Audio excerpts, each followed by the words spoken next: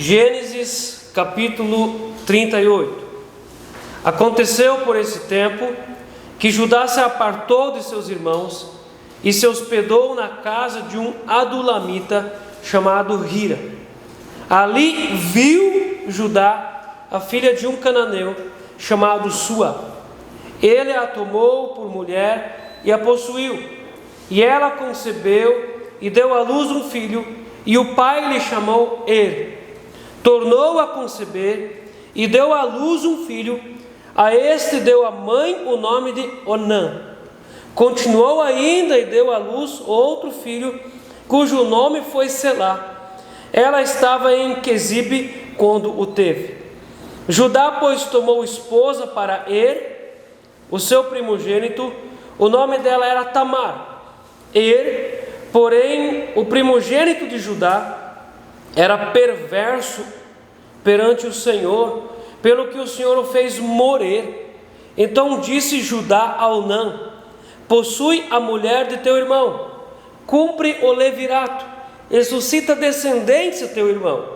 Sabia, porém, Onã que o filho não seria tido por seu, e todas as vezes que possuía a mulher de seu irmão, deixava o sêmen cair na terra, para não dar descendência a seu irmão. Isso, porém, que fazia era mal perante o Senhor, pelo que também a este fez morrer.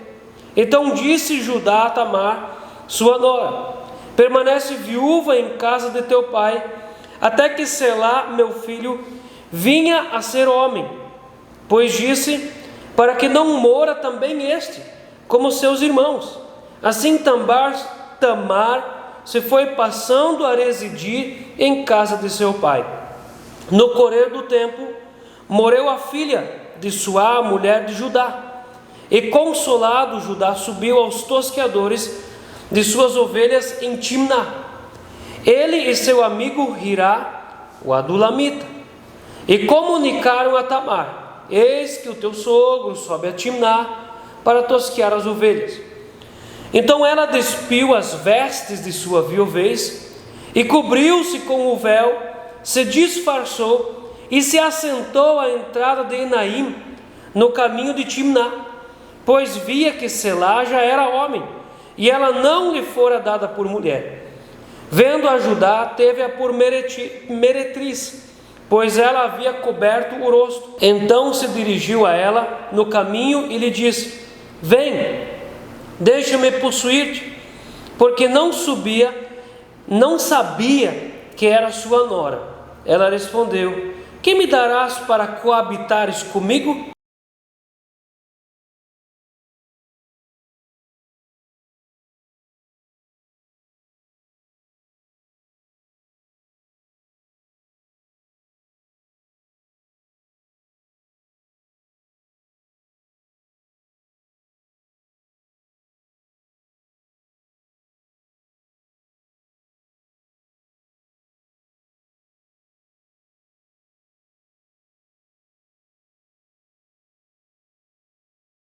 Ele respondeu: enviar-te-ei um cabrito do rebanho. Perguntou ela: dar-me-ás penhor até que o mandes?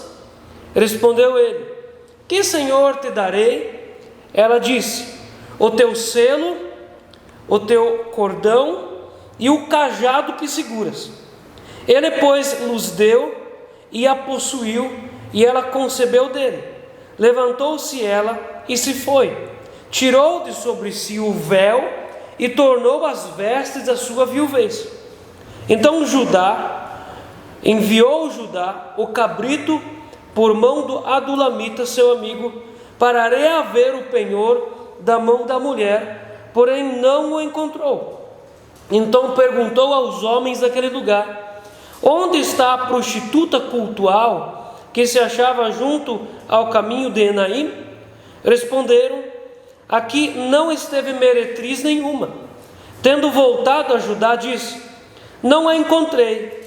E também os homens do lugar me disseram: aqui não esteve prostituta cultual nenhuma. Respondeu Judá: que ela o guarde para si, para que não nos tornemos em vergonha. Mandei-lhe com efeito o cabrito, todavia não a achaste. Passadas quase 3 meses, foi dito a Judá: Tamar, tua nora, adulterou, pois está grávida. Então disse Judá: tirai-a fora para que seja queimada. E tirando-a, mandou ela dizer a seu sogro: do homem de quem são estas coisas eu concebi. E disse mais: reconhece de quem é este selo, e este cordão, e esse cajado? Reconheceu-os Judá e disse: mais justa ela do que eu, porquanto não a dei a selar meu filho, e nunca mais a possuiu. E aconteceu que, estando ela para dar à luz, havia gêmeos no seu ventre. Ao nascerem, um pôs a mão para fora, e a parteira, tomando-a, lhe atou um fio encarnado, um fio vermelho, e disse: esse saiu primeiro. Mas recolhendo ele a mão, saiu o outro, e ela disse: como rompeste saída? Eles chamaram Pérez. Depois lhe saiu o irmão, em cuja mão estava o fio encarnado, eles chamaram Zera. A história do capítulo 37 termina com José sendo levado para o Egito, certo? E o último verso fala que ele foi vendido à casa de Potifar, um homem que cuidava da guarda do faraó. Em paralelo, em simultâneo a isso, acontece a história do Judá que se desprende da família e se vai embora para outro lugar. Então, entre a venda de José e a primeira vez que os irmãos de José descem ao Egito para comprar mantimentos, se passam 22 anos. E entre o dia em que o Judá se despede, se desprende da família israelita, a família dos seus irmãos, do seu pai, e até o dia em que ele volta de novo, também se passam 22 anos. Então, a princípio, esse texto parece perdido na Bíblia, porque o 37 fala de José e o 39 fala de José na casa de Potifar. Mas há um interesse textual do escritor em mostrar que, em paralelo com a vida de José acontecendo no Egito, acontece uma outra história com o Judá, que também faz parte da família dos filhos de Jacó. E você percebe que essa história é no mínimo uma história curiosa e uma história estranha. Não é esquisito o que acontece nesse texto? E ele tem filhos e Deus mata. Aí um filho não quer possuir por causa da lei do liverato, Deus mata o outro. Aí depois o sogro pega e coabita ou tem relação íntima com a nora, engravida ela, nascem gêmeos. Não é uma história esquisita? Pois é. Quando você vai ler os textos de Juízes, o texto de Juízes tem cerca de 300 anos de história, entre a entrada do povo de Israel na terra de Canaã e Samuel, o primeiro profeta. E nesse período de Juízes não há rei, não há profeta. Deus levanta juízes para livrar o povo. E por 2 vezes no texto de Juízes nós encontramos as seguintes palavras, tanto em Juízes 17:6, quanto no último verso de Juízes 21:25. Naqueles dias não havia rei em Israel, e cada um fazia o que achava mais reto. Não é isso que está acontecendo no texto? Cada um fazia o que achava mais reto. Quando nós vamos para Provérbios 9:10, ou para Salmos 111:10, nós encontramos as palavras assim: o temor do Senhor é o princípio da sabedoria. Aonde não há temor, há tolice. E aonde não há temor, que há tolice, a tolice faz as pessoas entrarem em muitos caminhos perigosos. Então, o temor é o freio interno que livra o homem de pecar contra Deus e contra o próximo. Uma pessoa que não tem temor de Deus no coração, ela peca contra Deus deliberadamente, peca contra o próximo e nem sente nenhuma dor na consciência, porque lhe falta o temor. O temor do Senhor é o sinal vermelho que acende na consciência e não deixa pecar em paz. Uma pessoa que tem temor no coração também pode pecar. Tem pessoas que conhecem Deus, conhecem a verdade e sabem o que é pecado, sabem o que é juízo, conhecem a teologia, o ensino do inferno, igual vão pecar, mas nunca mais podem pecar gostoso, porque tem temor no coração.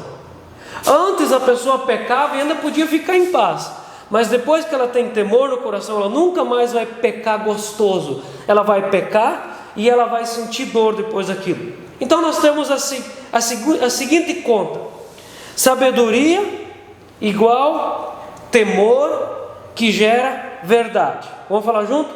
Sabedoria igual temor que gera verdade. Para o outro lado, ao contrário disso, nós vamos ter tolice, que é igual falta de temor que gera mentira. Olha a vida de quem não tem temor no coração. Ele gosta de tudo que é ilusão e mentira. Uma vida de ilusão, projeto de ilusão. E eu posso fazer uma conta e uma balança perguntando: será que eu sou sábio? Eu preciso avaliar o que eu gosto de ouvir, o que eu gosto de falar, e o que eu gosto de comer, o que eu gosto de viver, o que eu gosto de assistir. Tudo tem a ver com sabedoria ou com tolice. Vamos citar um exemplo. A pessoa que gosta só de assistir filme de ficção científica e de viagem, Avatar. O que me apareceu na cabeça agora. Isso é real, é uma realidade ou é uma mentira? Quem tem esse gosto no coração? É um gosto que procede da sabedoria ou da tolice? Do José, que são os filhos de Jacó. E o que a falta de temor gera nesses textos? Egoísmo. Isso nós vamos ver muito forte em todos os textos. Egoísmo. O que é egoísmo? É só pensar em si, tomar decisões e não pensar na família, não pensar no casamento, não pensar no grupo onde eu convivo. Isso vai fazer diferença, vai impactar. Todos ao meu redor vão às vezes ficar travados, mas o importante é eu, né? Quem é importante? É eu, a minha satisfação, a minha vontade, o meu desejo. E olha só, o egoísmo. Jacó é um pai egoísta que só se preocupava com qual filho? Só com o José. E os outros? A gente não vê demonstração. Ele se preocupou lá com a Diná, que foi estuprada? Não, o texto diz que ela estava lá com o príncipe, lá em Siquém, e ele tranquilo, cuidando das ovelhas. Ele inclusive faz um negócio com o príncipe de Siquém, repartindo os rebanhos. Ele estava tranquilo, violentaram a filha dele e ele estava bem, porque o importante mesmo da história é o meu filho querido José. E isso é egoísmo. Jacó é um pai egoísta que não se preocupa com a continuidade geracional dos seus filhos. Jacó é um homem que tem experiência com Deus em Betel, depois nas terras de Labão. Depois, quando ele volta, Deus fala com ele. Ele é um homem que tem experiências com Deus. Mas ele ensinou os filhos a terem experiências com Deus? Não. Esse homem, para a cabeça do Jacó, o importante é criar ovelhas e ser rico, e não uma preparação para a eternidade. Isso é egoísmo. Isso é falta de temor no coração. E quando nós vamos para esse texto aqui, Judá é um pai falido, ele é um marido sucumbido, e ele é um sogro irresponsável. Tudo isso me leva a qual palavra? Egoísmo. Ele foi egoísta. E o fruto do egoísmo, o egoísmo é sempre extremamente danoso para a pessoa e para todos que convivem ao redor dela no dia a dia. Seja na família, seja no trabalho, seja na igreja, aonde tem uma pessoa egoísta, essa pessoa ela vai trazer problemas para o grupo. Ela sempre vai ser ácida e sempre vai ser assim. Como que nós vamos lidar com essa pessoa? Deus ajuda a gente, e o pastor ora, a liderança da igreja ora, porque você precisa de muita sabedoria. E uma pessoa egoísta, ela nunca pensa no grupo, ela só pensa em si. E quando uma pessoa egoísta chega para você e propõe para você uma ideia, por exemplo, igreja, vamos fazer isso, pastor, você tem que tomar cuidado, e você tem que se perguntar, o que ela quer para ela com isso? Porque se ela se preocupa com o grupo, ela vai colocar o grupo todo para trabalhar para quem? Para ela, porque esse é o sistema, é o modus operandi da cabeça dela. Mas vamos lá, a história de José e de Judá são simultâneas, nós já vemos isso. E em 22 anos que José estava no Egito, ele construiu o quê? Seriedade, honestidade, ele não caiu na armadilha da patroa dele, certo? Pagou 2 anos de prisão injustamente, Deus tirou ele e fez dele o quê? Fez ele o segundo homem mais poderoso do Egito, um homem que alimentou nações, amém? Mas nesses mesmos 22 anos, o Judá, ele conseguiu apartar-se da família, ele foi embora de casa, ele foi para as terras dos cananeus, onde é que eles não deveriam ir, casou-se com uma cananeia, que era proibido para um israelita colocar-se em jugo desigual com os cananeus. Ele teve 3 filhos com essa cananeia, envolveu-se com sua nora, Deus matou 2 filhos, teve 2 filhos com a nora e voltou para a casa do pai dele, sucumbido e arrasado. O que esse homem produziu? Só vergonha, opróbrio. E olha o que acontece com esse cara. Ele é exposto diante de todo mundo, um pecado público. Cada um constrói a sua história. Nós vamos ver que José é colocado num lugar difícil e ele constrói uma história bonita. Nós vemos o Judá, que poderia construir uma história bonita num lugar fácil. Ele se desprende e vai para um outro lugar e constrói uma história toda ácida e espinhosa. E Judá é cabeça de linhagem. De onde viria quem? Quem é o leão da tribo de Jesus? Ele é cabeça de linhagem. E aonde que ele estava com a cabeça dele quando ele foi embora de casa? Ele se preocupou com a linhagem que Deus havia falado lá para o Abraão, com o vô dele? Não, ele só se preocupou com eles. Aí nós vamos ver que Pérez e Tamar, eles vão estar na genealogia de Jesus, em Mateus 1, verso 3. E eles foram gerados por Judá, e ele é a cabeça de linhagem. O afastamento de Judá. No verso 1, aconteceu por esse tempo que Judá se apartou de seus irmãos e se hospedou na casa de um adulamita chamado Hira. Sabe aquele amigo ímpio? Ele foi para a casa de um amigo ímpio. Verso 2: ali viu Judá a filha de um cananeu chamado Suá. Ele a tomou por mulher e a possuiu. Eu quero que você fale junto comigo as primeiras 2 palavras do verso 2. Ali viu, mais alto, ali viu. Judá é membro da família da aliança. Lembra que Deus fez aliança com Abraão? E essa aliança passou de Abraão para Isaac. Quando Isaac faleceu, passou de Isaac para Jacó. E ele estava englobado nessa aliança. Judá é membro da família da aliança. Ele não deveria contrair matrimônio misto com os cananeus. Ele deveria casar-se não com uma cananeia, mas de outra nacionalidade. E isso trouxe para ele um casamento perigoso e um casamento fora da aliança. Abraão preocupou-se com o casamento de Isaac. Abraão mandou o seu servo de volta para a casa de origem para que ele não se casasse com uma cananeia. Mesmo no meio de uma folia intensa, o Isaac e a Rebeca preocuparam-se que Jacó fosse enviado para a casa de Labão os antigos parentes que não eram cananeus, para que ele se casasse com uma mulher não cananeia. E o problema é que um casamento sempre tem influência sobre o futuro da família e da eternidade. 72% dos casamentos mistos, a parte crente abandona o evangelho e se junta para viver o mundão. 72%. Por quê? Porque a pressão é muito grande. A maioria das pessoas crentes que se casam em casamento misto, entram no casamento dizendo o quê? Eu vou botar a casa em ordem, eu vou colocar as coisas ali, eu vou vencer, eu vou mostrar quem manda. Mas é uma questão espiritual. E você sabia que a esposa não tem unção e autoridade para evangelizar o marido? Essa autoridade normalmente é dada na Bíblia para um profeta, para um apóstolo, para um pastor, não para a esposa. Agora você entenda uma outra coisa interessante. O apóstolo Pedro fala que a mulher deve ganhar o seu marido incrédulo por meio do seu testemunho. Mas agora a pessoa está na igreja, ela é crente, ela sabe da verdade, mas ela se coloca em julgo desigual. Deus abençoa aquilo? Não, porque é um julgo de pecado. Mas nós ainda ensinamos, se há julgo desigual, que quando há casamento, que os dois sejam convertidos.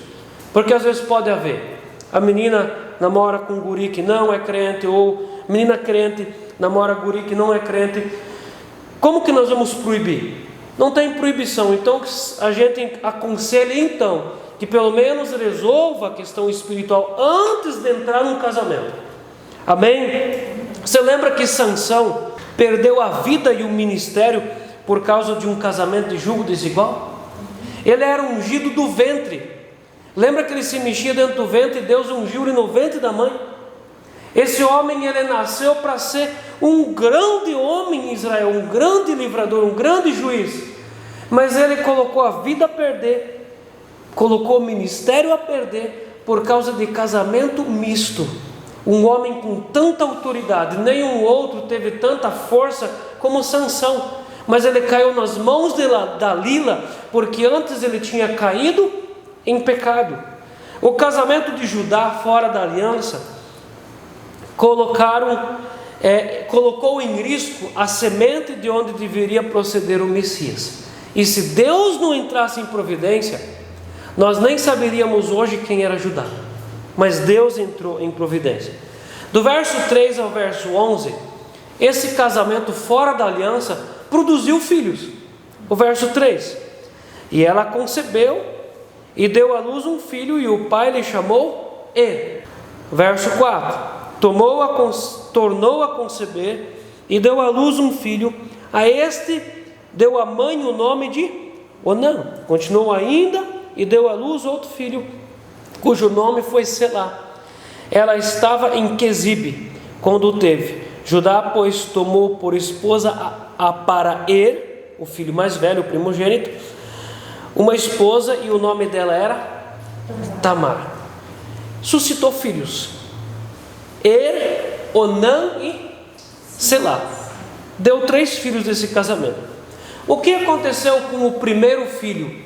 No verso 7: Er, porém, o primogênito de Judá, era perverso perante o Senhor, pelo que o Senhor o fez morrer. Deus matou ele. Deus me livre pregar em algumas igrejas que Deus mata, né? Mas a Bíblia é muito clara. Deus dá a vida e Deus atira. O que é atirar a vida? Não é matar? Simples. Mas Deus teve que matar esse menino em pouco tempo dele casado. Você percebe que ele não teve tempo nem de ter filhos, nem de engravidar a esposa. Deus teve que matar ele. E a Bíblia fala que ele era tão perverso, mas tão perverso, que Deus não quis nem que esse homem tivesse filhos. Porque o Judá é um pai fracassado. O que esse Judá ensinou para os filhos, para que os filhos se tornassem tão perversos? E eu quero entender uma coisa que para mim é muito forte no texto. No verso 11, diz assim: então disse Judá a Tamar, sua nora: permanece viúva em casa de teu pai, até que Selá, meu filho, venha a ser homem, pois disse, para que não mora também este. Eu creio que o pecado desses filhos tinha a ver com o pecado de sexualidade ilícita. Uma pessoa que é perversa na área sexual. Não sei, há muitas possibilidades. Por quê? Porque o segundo filho, o Onã, também cometeu perversidade na área sexual e Deus também matou ele. Então o pai entendeu o que aconteceu com os filhos e disse: é melhor que ele não se case, porque dentro do casamento ele vai cometer pecado de perversidade sexual e Deus vai matar ele. Então é melhor não casar. Ao invés dele pensar: eu vou educar o meu filho, vou colocar ele no caminho certo e vou ensinar ele como que é o caminho. Não vai se casar, porque Deus vai matar. E Deus matou o erro, no verso 7. Então vem a lei do liverato, que nós já vamos ver mais um pouco à frente. Mas quando o menino mais velho morria, e ele estava casado, o próximo filho casava-se com a viúva. Em todo o mundo da época tinha a lei do levirato. E lá em Levíticos essa lei é dada para Moisés. E entre os judeus também ela era praticada até nos dias de Jesus. A antiga aliança, quando vem Jesus com a nova aliança, ele sobrepõe a antiga aliança e o levirato não entra mais para ser um programa da igreja hoje. O levirato ficou no passado. Mas todos os povos antigos praticavam isso, porque o entendimento de um povo antigo não era eu, mas sempre era meus filhos. Essa era a cabeça de todos os povos antigos. Eles tinham essa preocupação geracional. Então, se o filho mais velho morreu e o filho mais velho era responsável por gerar, ele era a cabeça de família. Então, se ele não podia gerar família, quem seria que gerasse família no lugar dele? O irmão mais novo dele. Então, no verso 8, então disse Judá a Onã: possui a mulher de teu irmão e cumpre o levirato, e suscita descendência a teu irmão. Você percebe aqui que há uma morte do eu nisso? Quem é colocado em evidência? O irmão dele. O outro. Isso mata qualquer tipo de egoísmo. É para matar egoísmo. O eu não existe aqui. Quem está no foco aqui da história? É uma geração. A preocupação é uma preocupação com filhos, com geração, para manter família. Então o pai fala: meu filho mais novo, ou filho do meio, você toma a viúva e faz filhos com ela, para se ter família, para se ter geração. Aí o texto vai dizer assim, verso 9: sabia porém Onã que o filho não seria tido por seu. Ele se preocupou com a geração ou preocupou-se com ele? Com ele era importante. Então, e todas as vezes que possuía a mulher de seu irmão, deixava o sêmen cair na terra, para não dar descendência a seu irmão. Verso 10: isso porém que fazia era mal perante o Senhor, pelo que também a este fez morrer. Deus matou também o Onã, o segundo filho. Ele desonrou a seu irmão, porque ele profanou um dever sagrado de gerar filhos para o seu irmão. Ele profanou esse dever. E você percebe que ele usava a mulher, a viúva, como objeto de satisfação. Isso é a mesma coisa que uma masturbação. E aqui quando o texto diz assim: e todas as vezes que possuía a mulher de seu irmão, deixava o sêmen cair na terra. Isso é o que? É coito interrompido. Isso aqui é uma resposta para as modinhas ímpias que entram na casa de muitos evangélicos hoje. Coito interrompido. Isso está inclusive na casa de muitos evangélicos e às vezes pastores e líderes de igreja. E nós vemos uma resposta de Deus para isso, porque aqui há uma receita. Para que Deus matou ele? Isso porém, verso 10, que fazia era mal perante o Senhor, pelo que também o fez morrer. Ele praticava 3 pecados: desonrou seu irmão, só pensou nele, usava a viúva como objeto de satisfação, uma masturbação, e interrompia o coito. Coito interrompido é pecado. Você percebeu isso? E todos os atos sexuais fora de uma aliança são pecados vindos do egoísmo. Todos. A única forma de sexo, de vida sexual saudável, é dentro do casamento. E olha só o egoísmo transparecendo. A masturbação, ela é uma satisfação individual do homem ou da mulher. Isso é o quê? É um ato de egoísmo. Porque essa pessoa, ela só pensou nela. Aí nós trazemos isso para dentro do casamento. Muitas pessoas, elas pensam assim: vou casar e eu vou conseguir me curar disso. Quantas pessoas que precisam buscar tratamento, às vezes com o psicólogo, precisam buscar tratamento lá com o pastor, conselho para vencer isso. Então às vezes as pessoas pensam que é um problema de homens, de meninos, mas não, é também um problema de mulheres. Se cresce muito no mundo hoje a sexualidade ilícita, as pessoas vão no sex shop, compram ferramentas de masturbação. E há mulheres que são extremamente viciadas nisso, masturbação. É uma sexualidade ilícita que vem por causa da falta de temor no coração, que gera egoísmo e a pessoa fica sem consciência de consequência. Outra forma de ato sexual ilícito que vem por causa de egoísmo, o adultério. Quando um homem trai a sua esposa, ele pensou em quem? No coração da esposa, nos filhos. Ele pensou como isso vai doer para a esposa? Não, ele pensou só nele, só na satisfação de 2, 3, 4, 5 minutos, só isso. Quando uma esposa vai trair o marido, isso também acontece, e a gente sabe que no mundo que nós vivemos aumenta cada vez mais essa porcentagem. Há homens que traem mulheres também. E quando isso acontece, essa mulher, ela pensa no casamento, ela pensou no marido, pensou nos filhos, pensa no futuro, ela só pensou nela. Adultério é um ato de egoísmo. Fornicação. Fornicação é sexo ilícito entre namorados, noivos ou amigos ficantes. Isso é uma coisa muito normal nos dias hoje, nos ímpios, mas não entre os crentes. Aí o casal de namorados vai para a cama. Isso é o quê? É um ato de egoísmo. Quem garante que eles vão se casar?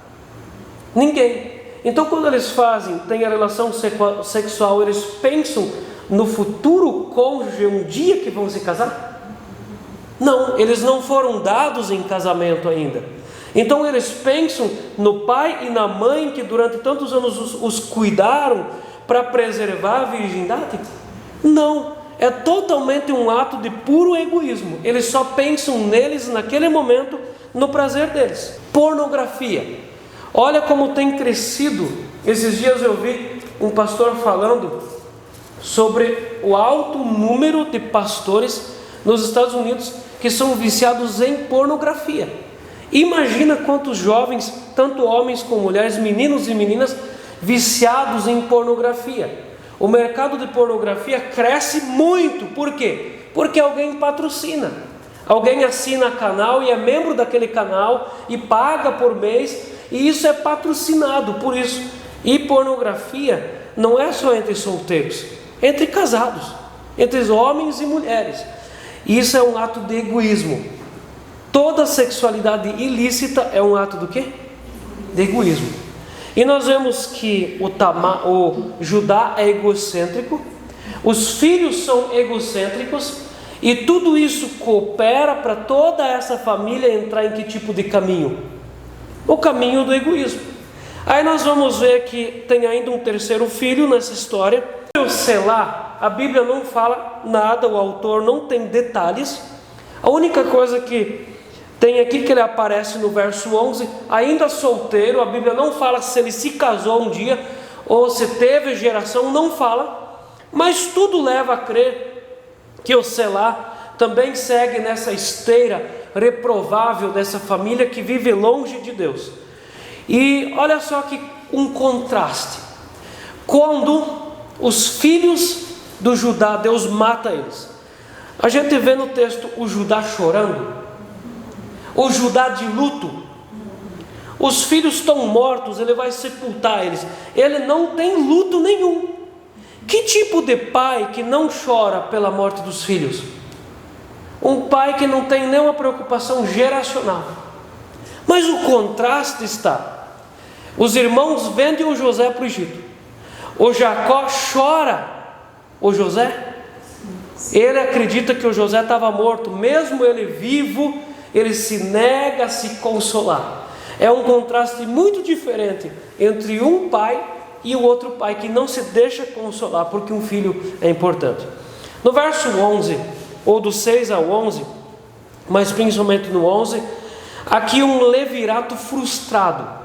Em Mateus 22, do 23 ao 30, há ali uma citação que fala do levirato, e é uma lei que vai também entre os judeus até os dias de Jesus, e consistia em um irmão mais velho deveria casar-se com a viúva para dar descendência daquele sangue, e Judá manda Tamar para a casa do pai. Pelo levirato, o sogro deveria absorver essa viúva, dar sustento para ela, esperar o tempo até que o filho mais novo ficasse homem, e dar a ela como esposa, e dar condições para eles construir uma família. Mas no verso 11, o Judá manda ela de volta para a casa do pai dela. Isso é uma irresponsabilidade. E o Selá cresceu, e Judá não a deu a Tamar. Também é uma irresponsabilidade. E Judá continuou mantendo a autoridade sobre Tamar. Tanto é que quando eles vêm e avisam ele que ela estava grávida e trazem para ele a notícia, ela adulterou. O Judá fica furioso e logo dá uma sentença. Tem que ser o quê? Tem que matar, precisa queimar ela. Ele ainda continua mantendo a autoridade sobre ela, mesmo não sustentando ela, que era o dever dele. Então vem uma estratégia muito bem elaborada, do verso 12 ao verso 23. Eu vou ler o 12. No correr do tempo morreu a filha de Suá, mulher de Judá, e consolado Judá subiu aos tosqueadores de suas ovelhas em Timná, ele e seu amigo Hirá, o adulamita. O Judá ficou viúvo. Você percebe que esse afastamento do Judá da casa do pai dele, do Jacó, agora tinha gerado já 2 filhos mortos, e agora mais ele viúvo. Esse afastamento está valendo a pena para ele? Não. E é uma estratégia bem elaborada da Tamar. Ela percebeu que o Selá não seria dado para ela como marido, para ela gerar descendência. E ela é uma menina que permanece fiel, ela permanece com roupa de viuvez, mesmo lá junto com a família, com a parentela dela. Ela poderia ter contraído outro casamento, ter uma outra família. Ela estava desimpedida, ela estava livre. Mas ela permanece fiel à família israelita por causa do levirato. O Judá não honra o levirato, mas a Tamar sim. Você lembra da história da Ruth e da Noemi? Eles foram embora de Belém para a terra de Moabe. Lá morreu o marido, o Malo, o Quilom e todos. E uma das noras da Noemi contraiu outro casamento e continuou a vida. Mas a Ruth diz: eu vou junto por onde você for. Por quê? Porque na cabeça da Ruth, no coração da Ruth, estava o levirato.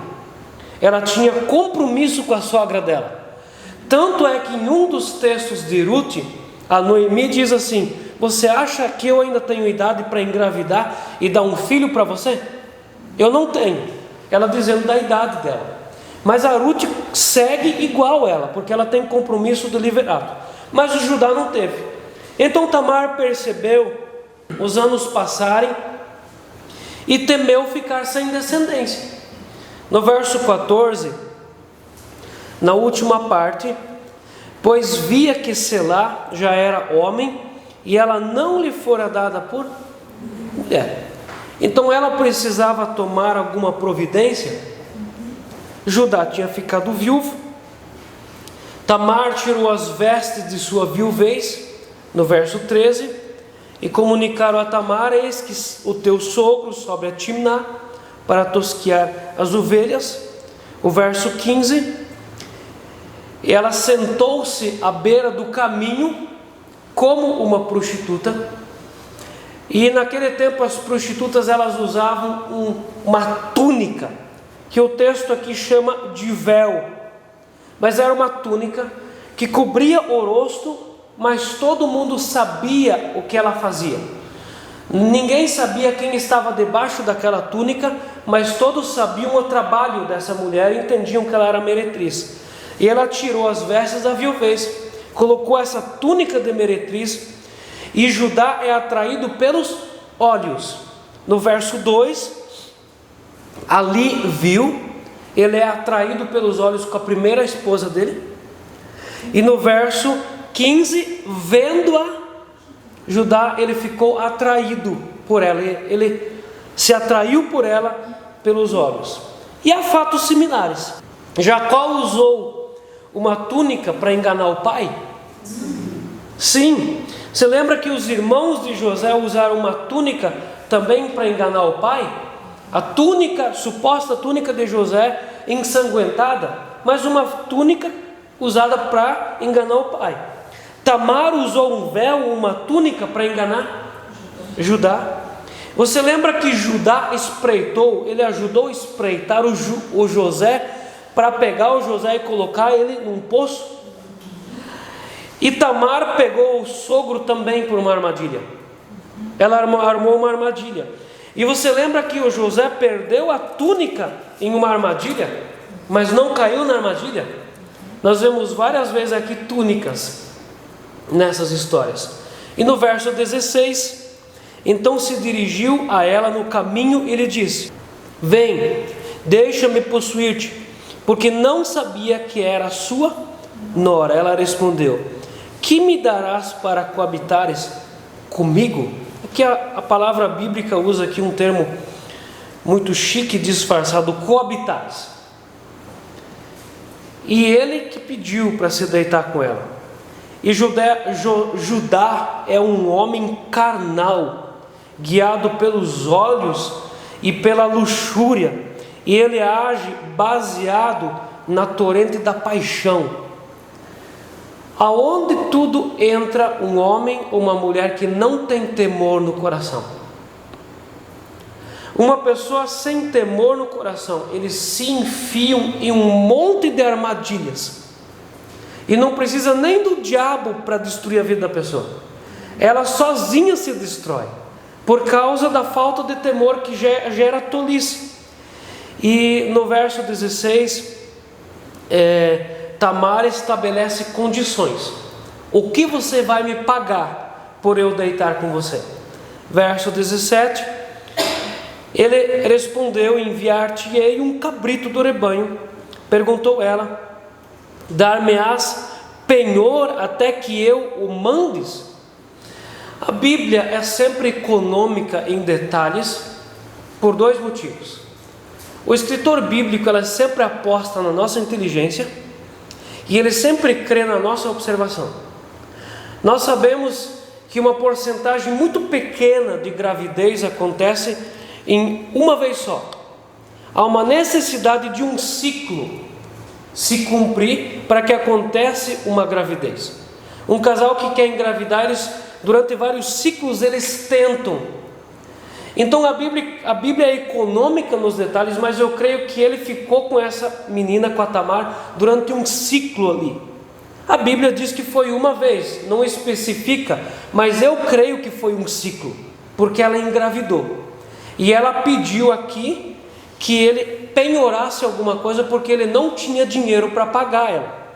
Aí no 17, ele respondeu: enviar-te-ei um cabrito do rebanho. Perguntou ela: dar-me-ás penhor até que eu o mandes? 18, respondeu ele: que penhor te darei? Ela disse: o teu cartão de crédito, o teu CPF e o teu RG. O que ela disse aqui? O teu selo.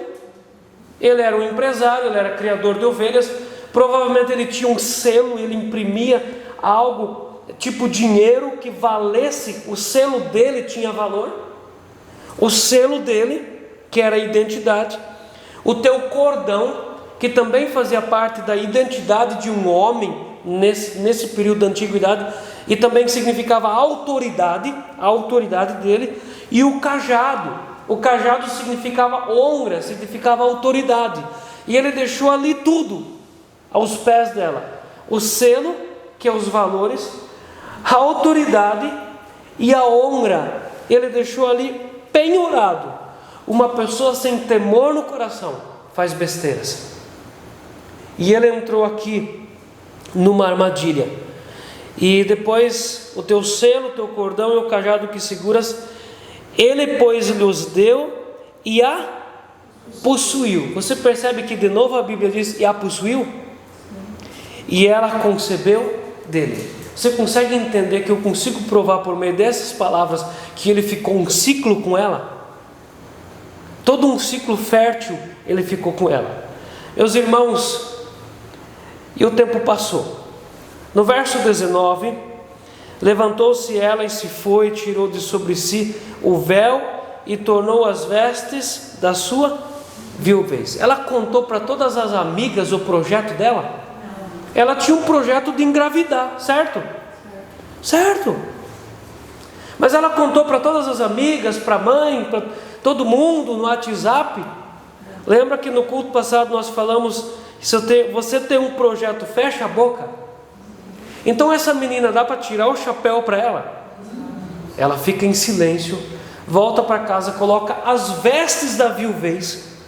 Só que nem tudo dá para esconder, nem tudo dá para deixar debaixo das vestes de viuvez. Verso 20: enviou Judá o cabrito por mão do adulamita. Por que ele mesmo não levou o cabrito?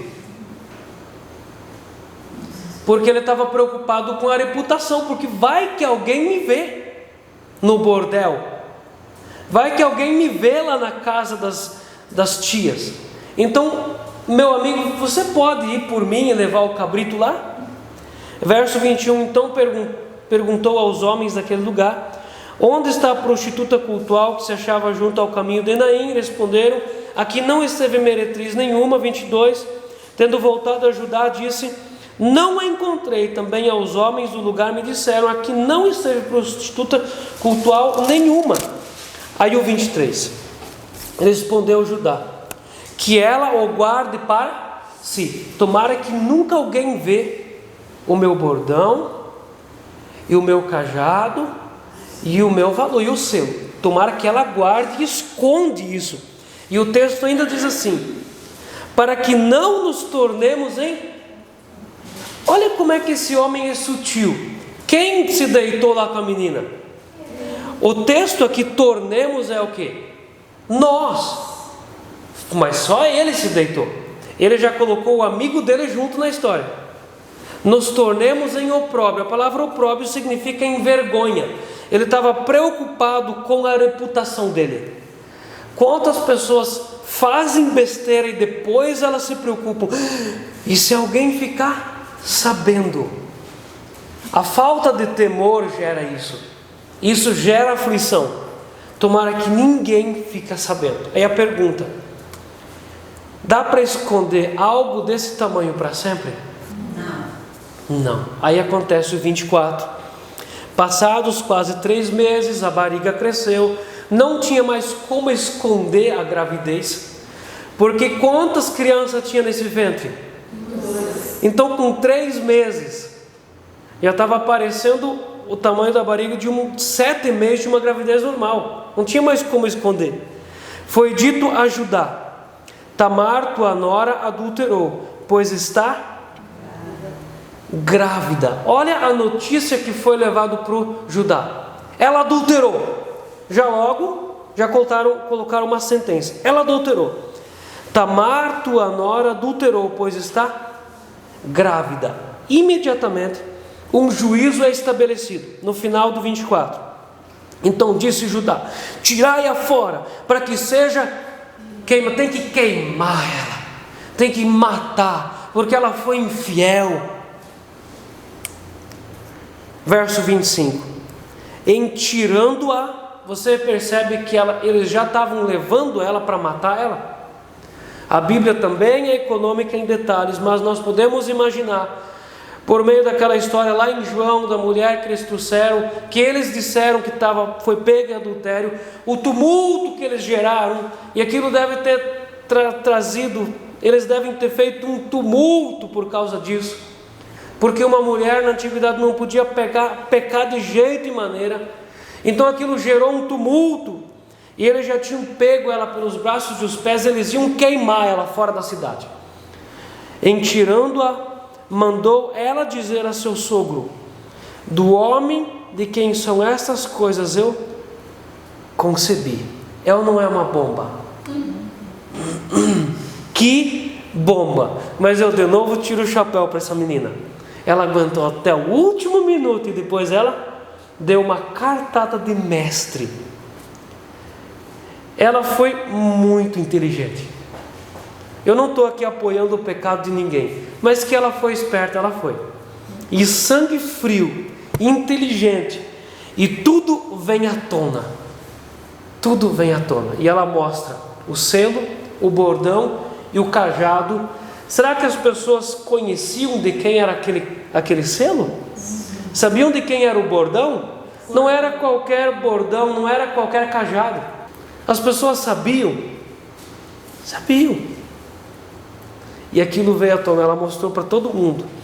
E disse mais, final do 25: ele conhece de quem é este selo, e esse cordão, e esse cajado? Ele reconheceu? E no verso 26 há uma absolvição imediata. Reconheceu Judá e disse: mais justa é ela do que eu. Nenhum desses dois está na régua da justiça da Bíblia. Mas se há alguém aqui que tem menos culpa, é a Tamar. Se tem alguém aqui que é mais perverso, é o Judá. Porque ele deveria, pela lei do liverato, ter dado o filho, o Selá, para ela como marido, para que gerasse, do sangue daquela raça, gerasse filhos. Mas a Tamar pensou: se ele não me dá o Selá, o meu sogro tem o mesmo sangue, então eu vou engravidar do meu sogro e eu vou gerar filhos para essa geração. E deu certo o projeto dela. E se há alguém aqui que tem mais pecado, é o Judá e não a Tamar. E no verso 27, e aconteceu que estando ela para dar à luz, havia gêmeos no seu ventre. Além de ter engravidado ainda gêmeos. E há aqui uma similaridade com qual história de gêmeos?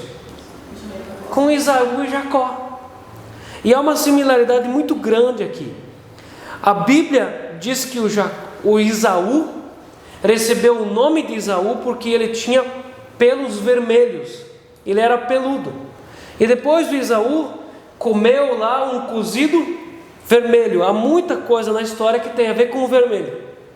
Aí quando esses dois meninos vão nascer, verso 28, ao nascerem, um pôs a mão fora, e a parteira, tomando-a, lhe atou um fio encarnado. Encarnado é vermelho.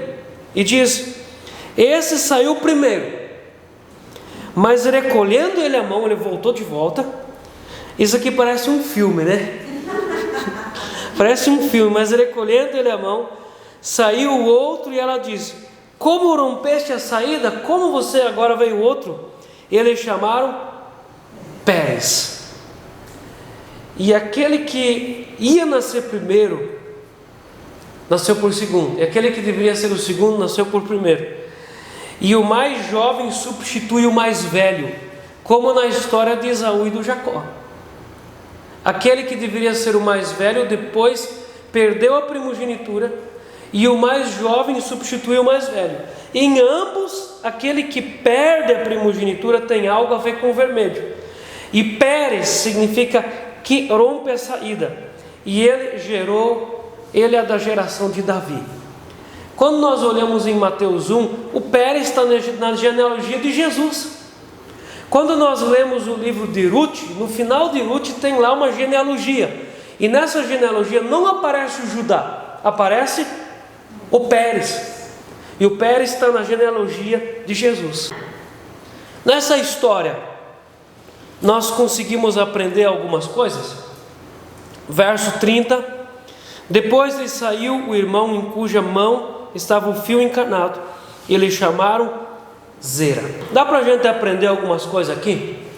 Primeiro, casamento misto sempre produz grandes problemas.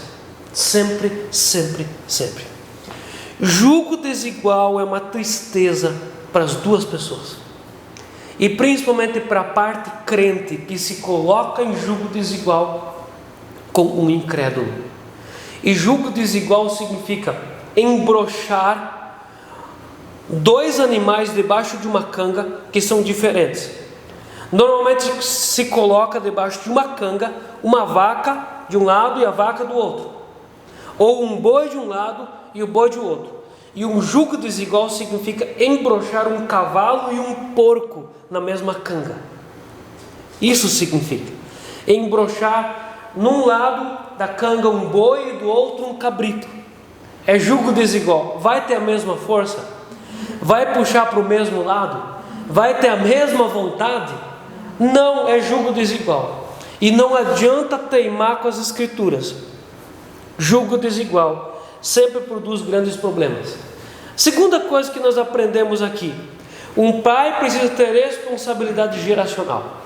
Filhos não são como animais, que nasceu, você dá comida, leva no veterinário, faz remédio para desverminar, e depois de alguns anos morre e acaba. Filhos não são animais. Filhos são geracionais. Vamos falar junto? Filhos são geracionais. Aquilo que um pai passa para um filho, aquele filho passa para os seus filhos. Quantas vezes que Deus nos ensinou aqui para nós sobre maldição hereditária, e Deus tem nos mostrado no dia a dia que isso é real, isso é verdadeiro. Então um pai precisa colocar na vida dos filhos bênção, e essa bênção precisa se tornar uma bênção hereditária, de geração em geração, porque a bênção hereditária quebra a maldição hereditária. E o Jacó preocupou-se com geração? O Judá preocupou-se com geração? Ainda uma cananeia pecadora preocupou-se com geração mais do que um israelita, e ela foi mais feliz do que o Judá. Tanto é que o Pérez vai aparecer depois lá na árvore genealógica de Jesus. Terceira coisa que nós aprendemos: Deus mata. Cuidado. E ali nós vemos egoísmo, nós vemos falta de responsabilidade geracional, e nós vemos envolvimento ilícito com sexualidade. E Deus mata. Quantas vezes nós vemos coisas esquisitas acontecendo? Alguém se matou, Deus matou alguém assim, e ninguém entende nada. Nós não sabemos o que tem debaixo do tapete. E muitas vezes nos leva a crer que as pessoas estão envolvidas com irresponsabilidades sexuais, e Deus mata, porque Deus colocou o sexo tanto no homem para a mulher, porque Deus tem pensamentos geracionais e não para pensamentos de egoísmo. Quarta coisa que nós aprendemos aqui: o mal feito sempre aparece. O mal aparece, não adianta esconder. Adiantou esconder a gravidez com um véu de viuvez? Adiantou esconder e ir na meretriz? Ninguém viu, ninguém sabe. Apareceu o mal. O mal feito sempre aparece. O mal sempre aparece. Quinta coisa que nós aprendemos: irresponsabilidade com as questões sexuais produzem juízos severos na vida das pessoas. Coisas tristes acontecem na vida de casais às vezes, na vida de jovens, meninos e meninas, por causa da irresponsabilidade sexual. E o sexto ponto, a sexta coisa que nós aprendemos: tudo que o homem planta, ele precisa colher. É a lei da semeadura e da colheita. A semeadura é opcional, mas a colheita é obrigatória. Obrigatoriamente precisa colher. Você plantou espinho, vai ter que mastigar espinho. Então, quer colher coisa boa? planta coisa boa, semeia a justiça, semeia a honestidade, semeia a transparência, faz as coisas de forma certa. Depois, quando as coisas acontecem, não adianta dar culpa no diabo, porque a maioria das coisas que nós enfrentamos são juízos por causa das nossas escolhas erradas. Essa história nos ensina muita coisa. Aqui sincera. E no capítulo 39 começa a história de José na casa de Potifar.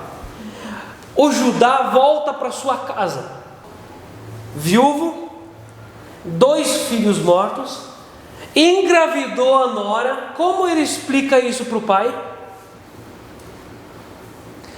A primeira vez que os irmãos de José descem ao Egito para comprar mantimentos, o Judá ainda estava resolvendo os problemas dele lá na Cananéia. Mas na segunda expedição que eles descem ao Egito, o Judá já é o líder, porque Deus já tinha tratado, ele tinha se voltado para Deus. E Judá continua sendo um líder, e ele se torna pai de uma das tribos, que inclusive levou o nome de Judá até nos dias de Jesus, a tribo de Judá. Depois, mais para frente, Deus trata ele, Deus restaura. O que fosse da geração humana, se Deus não entrasse em providência? Seria exterminado por conta própria, por burrice própria. Não precisa nem da ajuda de Satanás. Se Deus não entrasse em providência na nossa história, o que seríamos de nós? Então nós terminamos o texto falando assim: glórias a quem? A Deus, porque Deus é bom. E Deus ofereceu uma segunda chance para o Judá, e ele abraçou. Amém? Vamos orar, Pai. Nós sabemos que o Senhor tem ministrado o nosso coração por meio dessa palavra. Seu Deus, coloca temor no nosso coração. Nos ensina, Seu Deus, a andar nas veredas da santidade, nos caminhos corretos, Senhor, em nome de Jesus. Nos ensina, Senhor Deus, o caminho do temor, e nos ensina a sabedoria, Senhor. Em nome do Senhor Jesus Cristo, Pai, eu coloco a Tua igreja na Tua presença, Senhor, para que a Tua igreja ande em sabedoria e em temor no coração. Em nome de Jesus. Amém. Amém.